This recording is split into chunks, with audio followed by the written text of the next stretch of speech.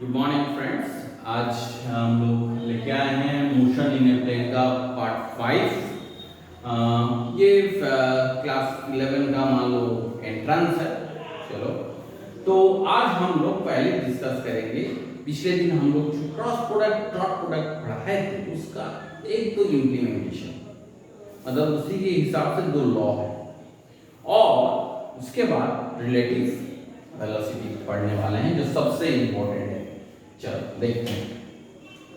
First of all हम लोग जानने वाले हैं कोसाइन लॉ। क्या है कोसाइन लॉ? कोसाइन लॉ, सारे कोसाइन लॉ क्या है? क्या है ये, क्या है? चलो मान लो कोई भी एक ट्रायंगल, कोई भी ट्रायंगल, एनी ट्रायंगल और एनी ट्रायंगल, ये ए वेक्टर है, ये मान लो बी वेक्टर है, ये सी वेक्टर है। ऐसा अगर कोई अगर है तो मान लो इसका वैल्यू ये है, ये बी है, ये सी है। ये वेक्टर नहीं है, इसका वैल्यू ए है, ये सी। ए के अपोजिट वाला एंगल अल्फा है, बी के अपोजिट वाला एंगल बीटा है, सी के अपोजिट वाला एंगल गामा। अगर ऐसा है तो कोसाइन लॉ ये बोलता है कि cos ऑफ अल्फा, मतलब ये वाला cos ऑफ अल्फा किसके किसके बीच में है? b and c। तो b एंड c के बीच में है तो b square plus c square bye 2bc, और किसके अपोजिट में है? a के अपोजिट में है तो ऊपर में माइनस है। समझ में आया? Similarly cos beta equal to किसके बीच के बीच में है? cos beta a and c के बीच में है तो a square plus c square by 2ac, और b के अपोजिट में है तो माइनस। ये है आपका formula. Similarly cos gamma equal to किसके बीच? a b के बीच में है तो a square plus b square minus c square bye 2a। This is the cosine law. तो ये सर ये कहां से आया भाई, कहां से आया? चलो ये प्रूफ कभी और करेंगे। ये है कोसाइन लॉ। तो cos alpha cos beta cos, ऐसे ही कोसाइन की जैसा कभी कर लिए, ठीक है। इसके इंप्लीमेंटेशन कहां है? कहीं भी ऐसे तीन वेक्टर दे देगा तो उसके बीच वाला एंगल अगर पूछ दिया तो कैसे करोगे?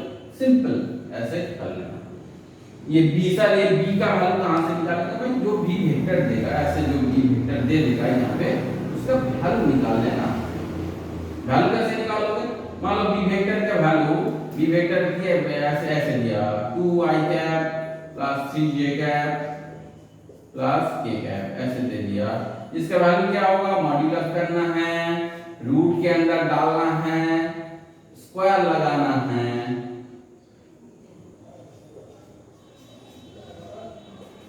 4 9 13 14 root under of 14, this is the value of, and this value we put in place of b।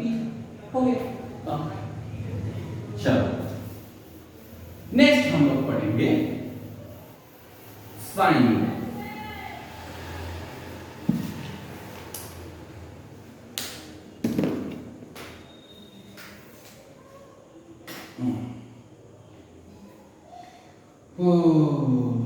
Sign ही खराब है। आप लोग चलो साइन क्या बोलता है, साइन लॉ क्या बोलता है देखते हैं। सिमिलरली मान लो ये ट्रायंगल है, ये भी ट्रायंगल के ऊपर है, कोई भी ट्रायंगल हो, उसका तीन साइड ए बी सी, ये ए वेक्टर का वैल्यू बी, बी वेक्टर का वैल्यू सी, सी वेक्टर का वैल्यू कोई भी, ठीक है। मगर इतना याद रखना है भाई, ये वाला ऐसे ड्राम में लेना। तो b के a के अपोजिट वाला एंगल अल्फा, b के अपोजिट वाला एंगल बीटा, c के अपोजिट वाला एंगल गामा हुआ। तो अकॉर्डिंग टू साइन लॉ हम लोग ये लिख सकते हैं कि a by sine alpha equal to b by sine beta equal to c by sine gamma. एक चीज गौर करना, ये अल्फा बीटा गामा हम जैसे जहां पे लिए हैं वैसी जगह में ही लेना है, बी के अपोजिट में बीटा, ठीक है। अगर बी के अपोजिट में बीटा की जगह गामा अगर लगा देंगे तो ये तब लिखना पड़ेगा B by sine gamma, not sine beta, ठीक है। तो जैसा लिखना है, जैसे ऑर्डर लिखा हुआ है उसी ऑर्डर के हिसाब से दिस इज द साइन। ये कहां करना है भाई, सिंपल है, ये करना है अगर कोई भी एंगल अगर निकालने के लिए बोले, ये एंगल या दो रिलेशन करने के लिए बोले तो कोई भी दो रिलेशन से हम लोग इसका एंगल वगैरह सब कुछ कर सकते हैं। चलो नेक्स्ट जो मोस्ट इंपॉर्टेंट टॉपिक है रिलेटिव वेलोसिटी। रिलेटिव वेलोसिटी आप लोग पढ़े थे भाई, तो पढ़े थे तो फिर दोबारा क्यों?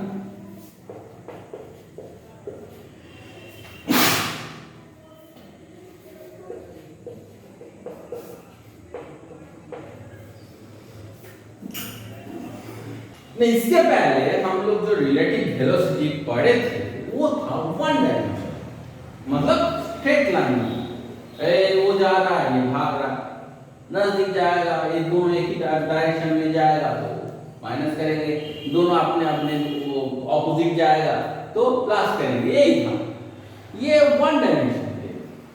अब जो ये करने वाले हैं ये टू डायमेंशन, तो टू डायमेंशन में तो इसमें ज्यादातर बहुत सारे कॉमन केसेस आते हैं, तो उसमें से एक कॉमन केस हम उठा लेते हैं, बाकी कॉमन केस सुनाते हैं, आप समझ जाओ। तो ये रिलेटिव वेलोसिटी में क्या है ना, दो तीन पर्टिकुलर कॉम्बिनेशन में क्वेश्चन किया जाता है। फर्स्ट रिवर स्विमर, मतलब एक रिवर रहेगा उसके बीच कोई तैरते रहेगा, चलो स्विमर तैरना आता है हमको, आपको नहीं आता है तो सीख लो। अच्छा next river boat, next wind and aeroplane, ये आपका कॉम्बिनेशन हुआ, ऐसे कॉम्बिनेशन में क्वेश्चन आते हैं। तो देख लेते हैं, पहले हम रिवर स्विमर वाला काम हम लोग ये करेंगे, बाकी तो सब एक ही है, फ्लूइड के अंदर कोई मोशन करेगा बस। तो मान लो रिवर स्विमर वाला, तो रिवर स्विमर में तीन पर्टिकुलर चीज रहता है, three particular things. What are those? First river itself, next जो तैर रहा है भाई स्विमर तो जरूर, और हर चीज को तैरना नहीं आता, वॉचर और ऑब्जर्वर।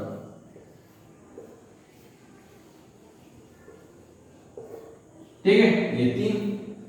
ये ऑब्जर्वर कहां है? ये ऑब्जर्वर अगर कहां पे है, नदी पे, रिवर में नहीं, ये ऑब्जर्वर ग्राउंड में, मतलब नदी के कोई भी है, ये मैं बैकग्राउंड में देख करके जो तैर रहा है उसको तैरते हुए देख रहा है।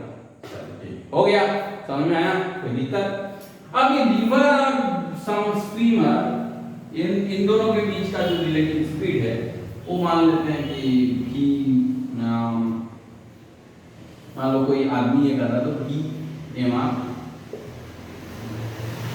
मान लो मैं स्विमर को हम लोग कोई भी आदमी तो v m r। अब ये दोनों के बीच v m मतलब मैन एंड ऑब्जर्वर, ये दोनों के बीच भी, तुम चाहो तो यहाँ पे भी एम लिख सकते हो, भी आर लिख सकते हो भाई, उतना लिखने का जरूरत नहीं। ऑब्जर्वर कांस्टेंट है, ऑब्जर्वर कोई भाग नहीं रहा है, उसके रेस्पेक्टिवली रिवर भी जैसा भाग रहा है उसके रेस्पेक्टिवली मैन भी वैसे भाग रहा है, क्योंकि दोनों एक सिस्टम है और ऑब्जर्वर अलग फ्रेम से, एक फ्रेम से देख रहा है। चलो ठीक, तो ये तीन चीज से तीन वेलोसिटी हमको कंसीडर करना पड़ेगा, ठीक है। v m r, m r मतलब मैन और रिवर के आपस का वेलोसिटी, मैन और ऑब्जर्वर का आपस का, मैन और ऑब्जर्वर उस आदमी को कितनी स्पीड से भागते हुए देखेगा। नेक्स्ट रिवर ऑब्जर्वर रिवर को कितनी स्पीड से जा बहते हुए देखेगा। ठीक है, हो गया। तो अब चलो मेन केस में आते हैं। मेन केस में आया जा ये मान लो रिवर है भाई, रिवर टाइप टेढ़ा मेढ़ा होता है, हम अपने सुविधा के लिए इसको स्ट्रेट लाइन बना दिए हैं। टेढ़ा मेढ़ा होता है भाई, टेढ़ा मेढ़ा नहीं है, एकदम स्केल से नाप के रिवर काटे हैं, रिवर बनाए हैं स्केल नाप। चलो हो गया।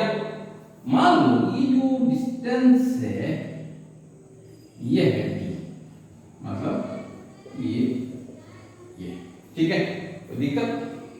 और ये जो एक्सिस है ये है y एक्सिस, ये जो एक्सिस है ये है x एक्सिस, कोई दिक्कत है इसमें? चलो अब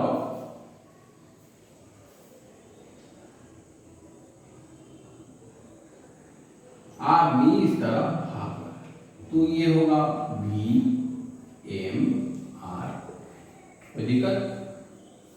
अब आप भी इस तरफ भाग रहे, थोड़ा छोटा कर देते हैं तो बड़ा हो जाएगा, भाग हो गया। और नदी का स्पीड इस तरफ है, मान लो ये है vr, ठीक है। तो आप लोग जानते हो ये अगर vmr हुआ, ये अगर vmr हुआ, ये अगर vr हुआ, तो इन दोनों को ऐड करने का तरीका लॉ ऑफ पैरेललोग्राम, इसको ऐसे बढ़ाओ, पैरेललोग्राम कंप्लीट करो करके इसका जो ये आएगा मतलब डायगोनल आएगा, that will be the resultant. ये डायगोनल रिप्रेजेंट करता है ये, मतलब आदमी का वेलोसिटी किस स्पीड से वो मतलब ऑब्जर्वर आदमी को जाते हुए देखेगा। समझ में आया? कोई दिक्कत? कोई दिक्कत? चलो याद रखो, कोई दिक्कत है? तो नेक्स्ट, तो यहां से हम लोग ये लिख सकते हैं कि Vm equal to Vmr plus Vr।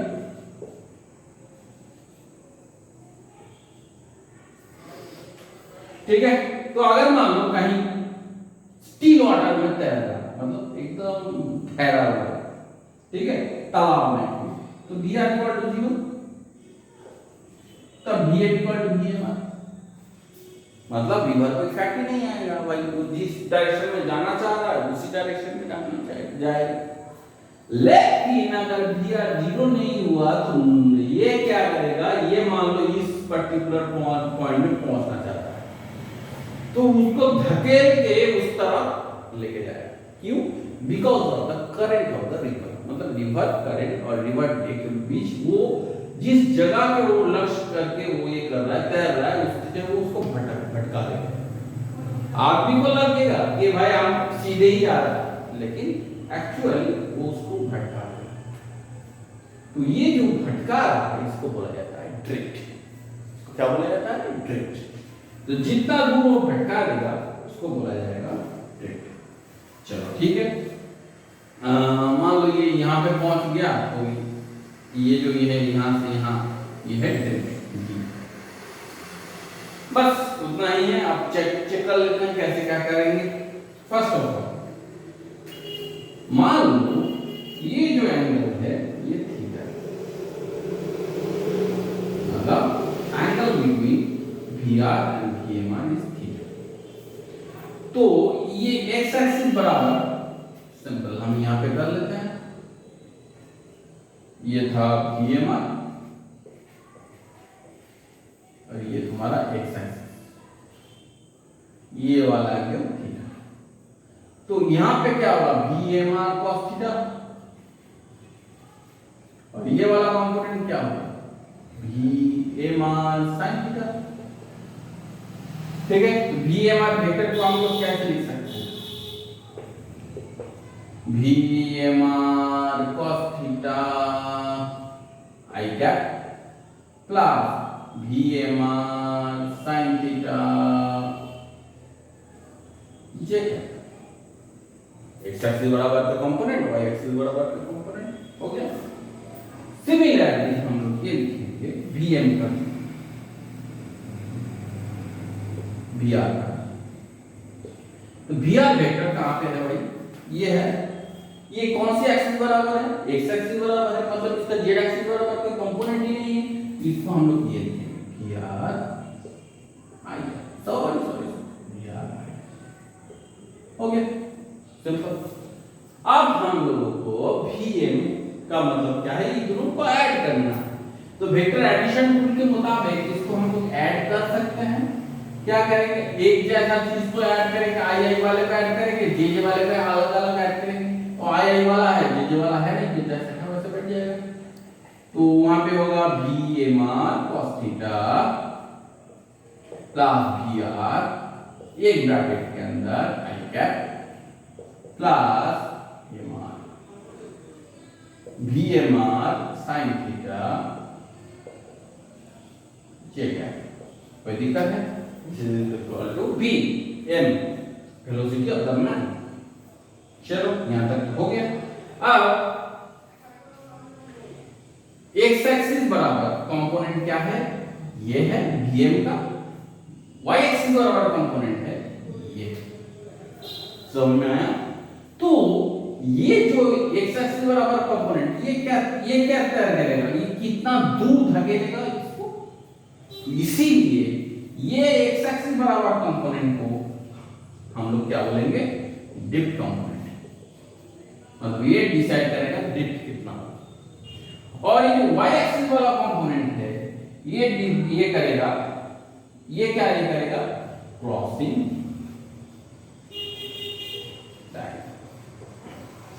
कितने टाइम में क्रॉस करेगा। तो हमने आया ये डिसाइड करेगा ड्रिफ्ट कितना दूर धकेलेगा, और ये डिसाइड करेगा क्रॉसिंग टाइम, यहां से ये क्रॉस करने में कितना टाइम लगेगा।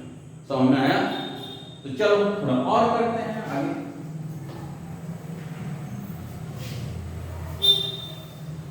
तो हमको ये था मेरा रिलेशन, ये वाला तो यहां भी करते हैं, ये मेरा है। तो अभी हमको चाहिए टाइम ऑफ क्रॉसिंग, कितने टाइम में वो क्रॉस करेगा, टाइम ऑफ क्रॉसिंग तरीका। तो ये वाला कंपोनेंट मतलब क्या है, this is the velocity component. तो ये वेलोसिटी है, वेलोसिटी का कंपोनेंट तो वेलोसिटी होगा ना, कुछ ना हो। तो वेलोसिटी, इतने वेलोसिटी में इतना दूर जाएगा, कितना टाइम लगेगा, distance by time, distance upon time, time मतलब क्या है, वेलोसिटी, डिस्टेंस अपॉन वेलोसिटी। तो ये होगा d by mr sin theta, that will be the time of crossing.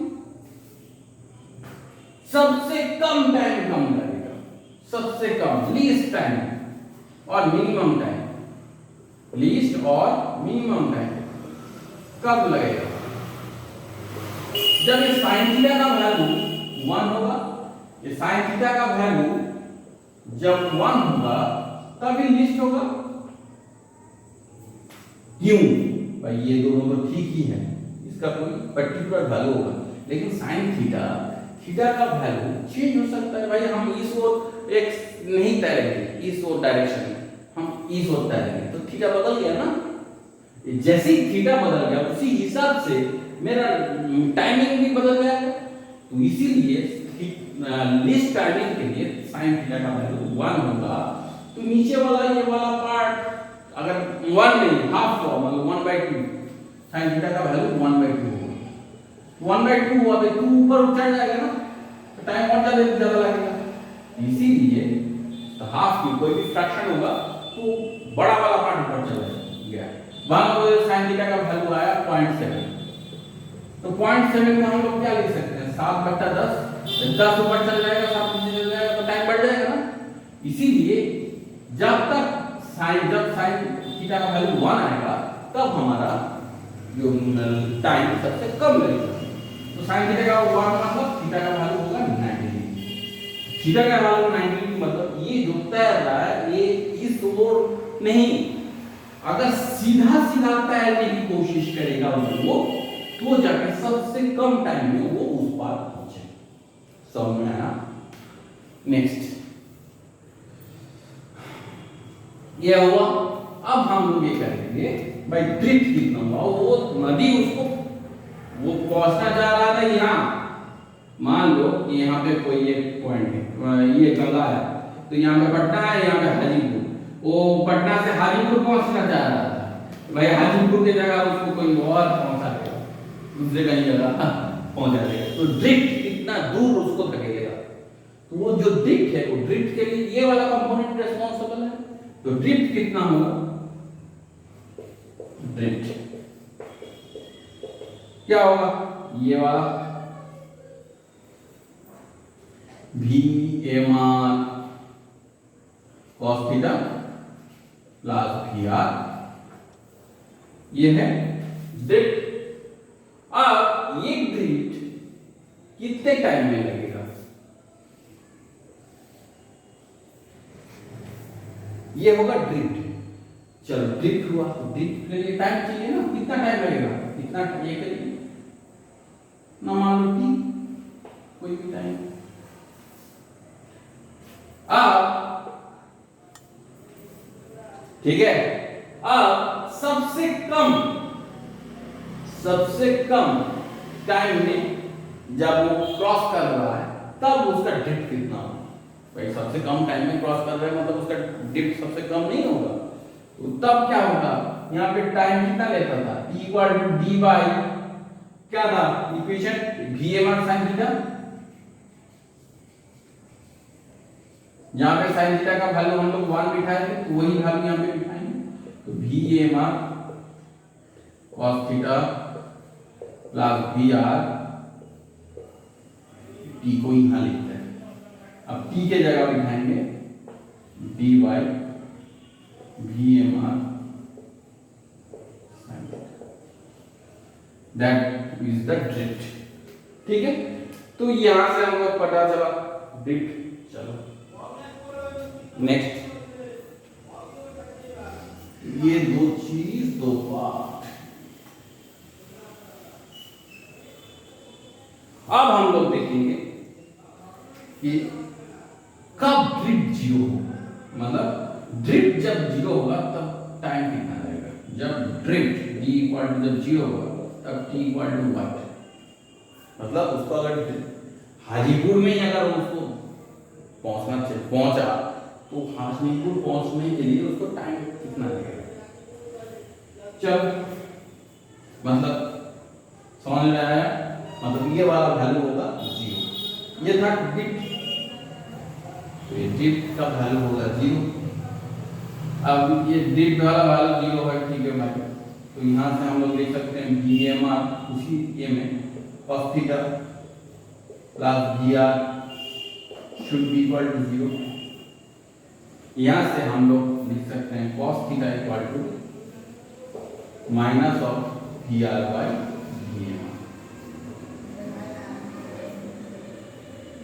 अब कुछ भी कर लो, cos थीटा का वैल्यू माइनस कौन सी क्वाड्रेंट में होता है, 4 क्वाड्रेंट है हमारे, कॉल साइन tan cos, तो इसमें सबके सब पॉजिटिव है, इसमें सेक और सेक साइन टर्म पॉजिटिव है, इसमें tan टर्म पॉजिटिव है, इसमें cos टर्म पॉजिटिव है।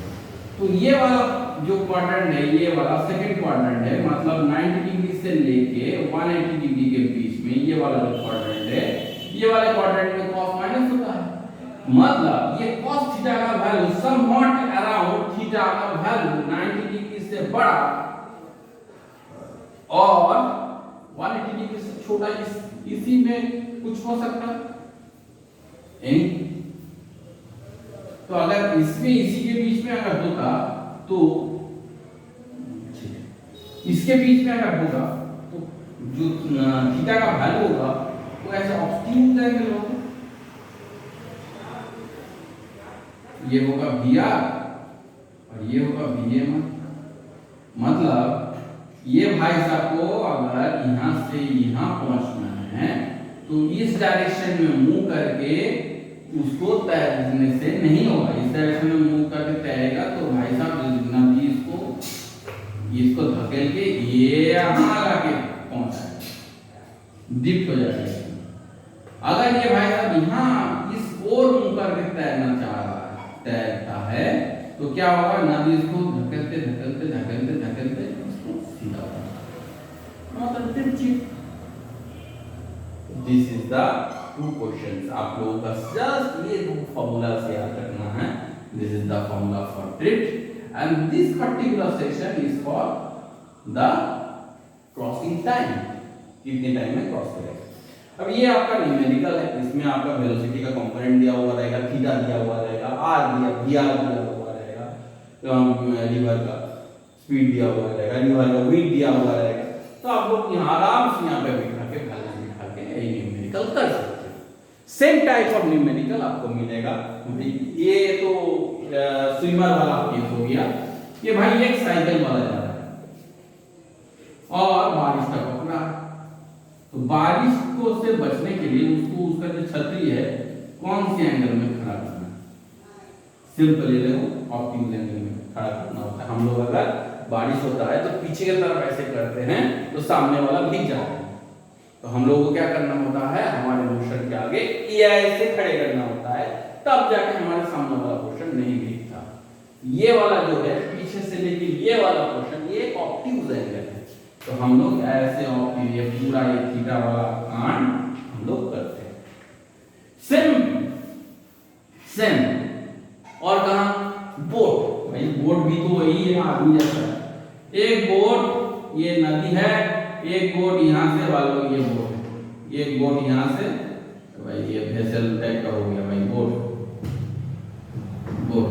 तो ये यहाँ से लेके यहाँ पे पहुंचना चाहेगा, तो अगर ये यहाँ से लेके यहाँ पे अगर पहुंचना चाहेगा, भाई जेटी तो हर जगह नहीं बनाया जाता, कोई एक पर्टिकुलर जगह में, तो ये डायरेक्ट अगर इसके ओर मुंह करके चलने की कोशिश करेगा तो नदी इसको क्या करेगा, ड्रिफ्ट करके इसको धकेल देगा, इसको साइड में लगा देगा। मतलब उसको पहुंचना था यहाँ पे, पहुंचेगा वहां, तो वहां पे नहीं भी हो सकता उसको उतारने वाला कोई जेटी।